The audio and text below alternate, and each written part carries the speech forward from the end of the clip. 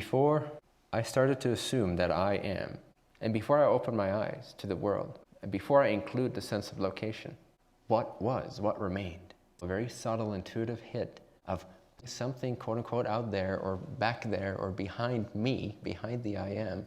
Something must be for all this to appear. There must be an isness beyond it all. Something formless is. That is existence itself. However subtle it might be at first, this light of the I can become more real than getting a brick thrown at your face.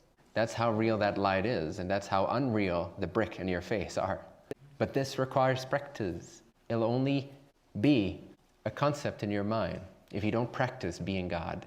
If you don't practice releasing the I am and going into the I, self-realization. Before you created anything, before you generated the sense of I am this being over here. Before that was generated, if you take away, if you delete, if you empty the sense I am, stay really attuned, aware of what remains before or without the I am. And then follow that intuition, that non-dual formless isness starts to become brighter and brighter and brighter.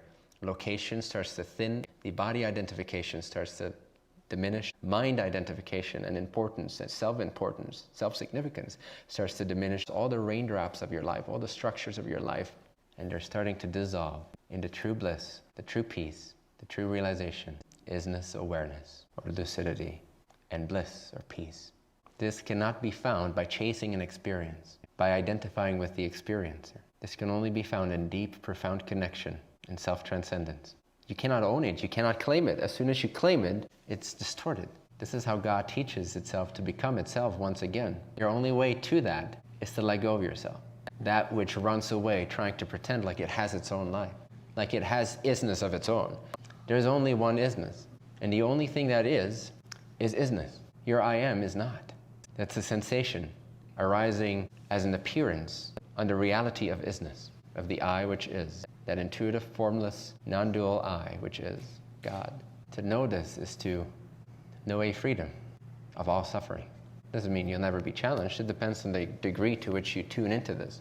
But at least you know, at least you have the access point, at least the door open to infinite bliss, infinite forgiveness, infinite love, infinite emptiness of self, and true devotion to service. I understand and accept that where humanity is at is not necessarily that level, average humanity or mainstream humanity. What they're going through is a transformation from separation to the beginnings of love, to the beginnings of harmony and understanding and compassion, self-empowerment, self-expression, abundance, synchronicity, trust, faith. All these qualities are fourth density native, and that's what we are moving into. That's what's most relevant for mainstream.